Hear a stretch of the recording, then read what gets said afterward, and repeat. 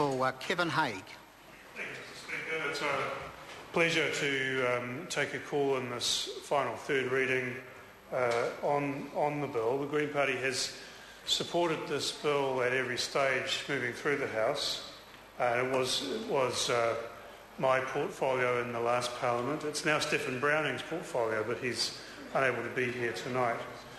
Other speakers in this debate have canvassed many of the advantages of the NATE system. And I just want to run very briefly through those that we see, because some of those are the same that others see, and others are some different ones.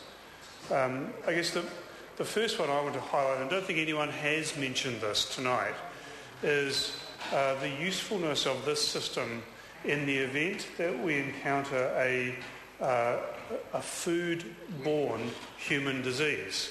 And so I'm thinking of something like bovine spongiform encephalopathy, the mad cow disease, and other prion diseases that are spread through meat, and where traceability of meat and meat products plays an incredibly useful role in best promoting human health. Others have mentioned a couple of the animal health issues. One example that's been mentioned tonight is foot and mouth disease, and I think of what might happen in that disastrous biosecurity situation. Say, and some colleagues may not like me mentioning this, but say one of those palm kernel shipments that comes in from a country where foot and mouth disease is endemic, and the bacteria are found actually in the soil that comes with that palm kernel, and we face an outbreak in this country. Actually being able to trace the animals that may have been affected by an outbreak is going to be incredibly important for our economy, as well as, dare I say it, for the animals themselves. The other important use in relation to animal-borne illness that occurs to me is around control of stock movement. And in this country, as we try to get the cap on TB in our animal herd, actually having a tool that assists us with better control of stock movement, and NATE will provide that, has got to be a really helpful weapon in the armoury. So some really important benefits there. My colleague Damien O'Connor has spoken about some of the innovation and stock improvement, for example, that this new technology will facilitate. And I think he'll find that his musing is not far from the mark. And I agree with him that actually that is the kind of technological improvement we will need to make to keep adding value to our products to continue to have an export agricultural economy. Traceability, and other members have spoken about this. Traceability is important as one of those value-add components to our agricultural economy. So simply exporting raw commodities is no longer the way our economy needs to go. The future for agriculture in New Zealand is around adding value to those products, and again, NATE is one of the fundamental tools for achieving that. Someone's mentioned icebreaker. I'm a great cyclist and tramper, and I decided long ago never to walk into the hills without being clad in icebreaker. And indeed, that's the choice that many people, both in this country and around the world, have made. And it's a great example, a great illustration of the kind of economic value that's associated with traceability. And certainly there is an international movement of consumers along the lines of that pasture to plate initiative that Grant Robertson spoke about earlier in this debate. They want to know where their food comes from, and they are prepared to pay more to know that. And that's that's the future for our food export industries. So it's part of our way of creating a higher quality export sector by adding value. On the flip side, sir, we have raised a number of concerns at different points in this debate. These are not concerns that cause us tonight to reverse our position and to oppose the bill. We support the bill. We believe the positive attributes outweigh it. But I just think in this third reading it's appropriate to recap on some of those issues that we were concerned about.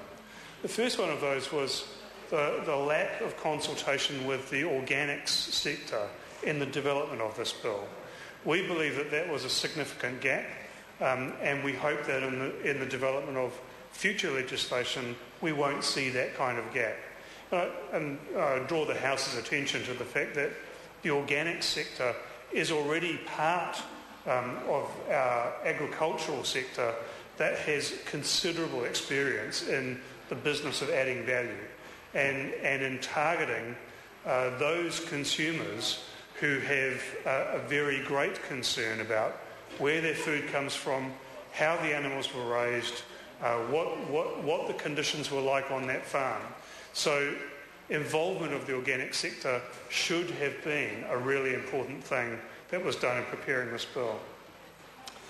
The second issue that I want to raise, that we have raised previously in debates on the bill, is around the governance group. And so to our way of thinking, it has yet to be satisfactorily explained why the original intention of a Crown company or a Crown entity was abandoned and replaced with the governance group that now appears in this bill before us. We don't see a rationale that would justify that change, and we don't believe that has been satisfactorily advanced in the debate in this House. So it's a concern for us, and it's more than something that's an academic or abstruse kind of concern, because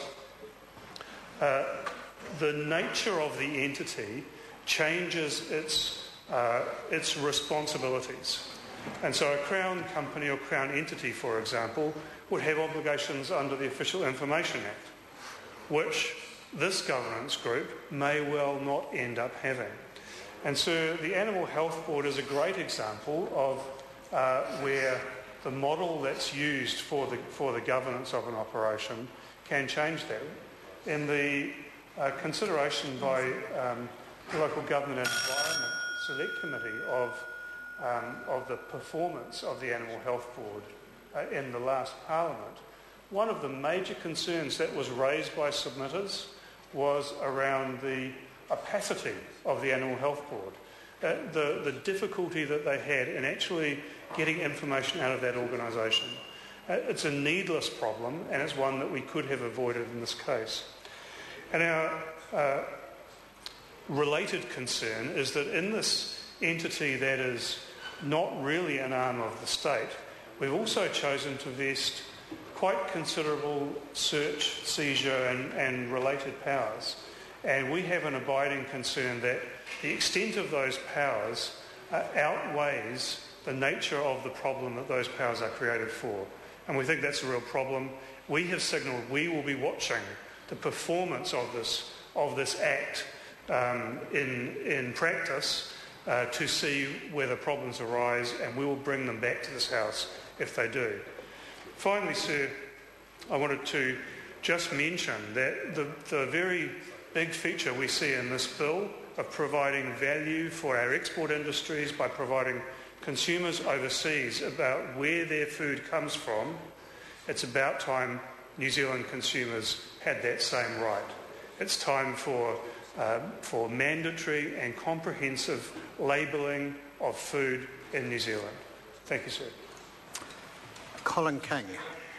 Thank you, Mr. Speaker. It's fair to say that the